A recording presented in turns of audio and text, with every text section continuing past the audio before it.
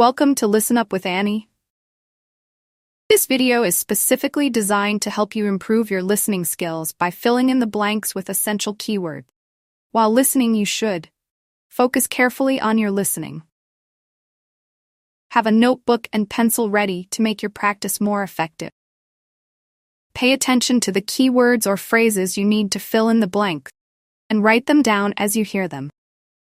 There's an answer page for you to check your work in the description below. Now let's get started. So, Jane, you'll be off to Denmark soon to do your work placement. Yes, I'm really looking forward to it. And I've just started packing up all my books to put in storage. Well, I hope they don't get spoilt. It's okay. My grandfather works in a bookshop, and he told me how to pack them. Oh, that's helpful. He says you have to support the spine, otherwise the paper can come away from the cover. Yeah, that's obvious. He also told me to pack them flat in the box, not on their side. Again, because they can bend, and if you leave them like that for, say, a year, it's quite hard to get them back to their normal shape. Well, it's pretty clear that ruins them. But a lot of people just can't be bothered to protect their books. He always says it's such a shame that publishers don't use better quality paper. It's the acid in the paper that causes the problem, isn't it? Yeah, that's why old books go yellow. You know, some of the books my grandfather's given me are like that already. Oh. I should dump them really if they're going to deteriorate further, but I'd feel bad. They'll always remind me of him. He's quite a collector, you know.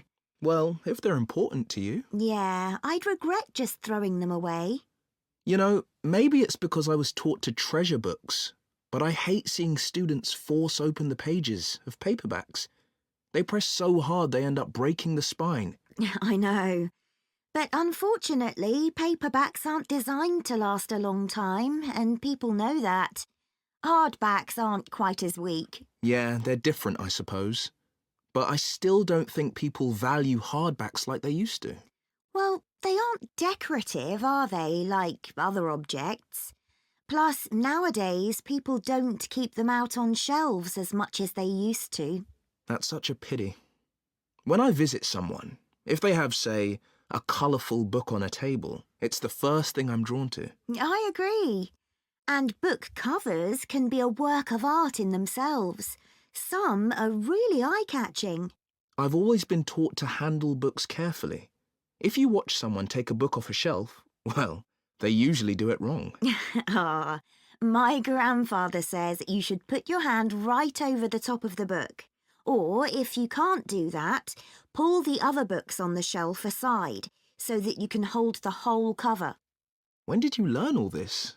He watched me pull a heavy book off the shelf when I was small, and it fell on the floor and broke apart. Oh dear. Oh, I can still remember it. You know what I really like? What? The smell of new books. Me too. My parents used to laugh at me when I was a kid because I loved putting books up to my nose, almost as much as reading them. New books aren't cheap though, are they? I guess we're lucky we can buy them. My grandfather stocks second-hand books as well as new ones, and they don't smell quite as good. I'd love to have a bookshop like your grandfather. What's it like? Well, it's quite big. It's got 2 floors and an attic, and he stocks all kinds of books, really. I guess he treasures things like first editions and other rare books. Yeah, you might think he'd keep those in the attic or somewhere. So they'd be hidden? Yeah, but he likes people to know that he has them.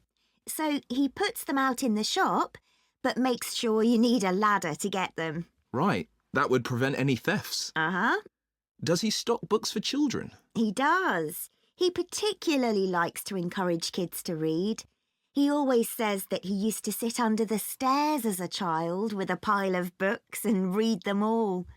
Is that where he keeps them then? Not exactly. He's got a dedicated area on the ground floor with cushions, so that parents can enter with their toddlers, go there and spend some time reading to them. Oh, cool. And then there's a place for pushchairs by the front door, and a cafe if anyone needs refreshments. That's good to know. As I said, it's a big shop, And there's a storage area out the back as well. Oh, what does he keep there? Books he wants to throw away? He hardly ever throws anything away. He just leaves unwanted books by the front door for customers to take. Well, that's very nice. Yeah. And books people or institutions have requested, they all go at the far end. Oh. He thinks it's best to keep these out of the main shopping area as they're boxed and new. Did you get your course books from him? Naturally. He stocks books for a lot of the colleges. He used to keep these books on the first floor, but now there's a new university in my hometown. He's moved them downstairs to attract the students. They're actually part of the coffee shop, on low shelves all around it. Pretty central then. You'll have to take me there sometime.